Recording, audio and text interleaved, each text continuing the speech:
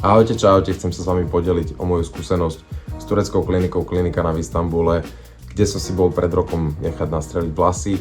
Dlho som to zvažoval, nebol som si absolútne istý, či do toho mám ísť alebo nemám ísť, ale tým, že ma vlastne trápilo to, že som nebol spokojný s tým, že mám kuty a že som teda nebol možno dostatočne sebavedomý, tak som sa nakoniec presvedčil, pretože som si pozeral kopec recenzií a vybral som si práve Klinika v Istanbule.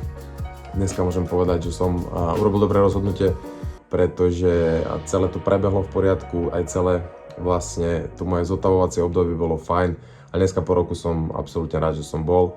Personálne skutočne fajn. Ja som si teda dával iba tú prednú líniu, dával som si nejakých 2000 čepov, čo vlastne je menej ako si zvyknú dávať ostatní, pokiaľ majú problémy s celou časťou hlavy.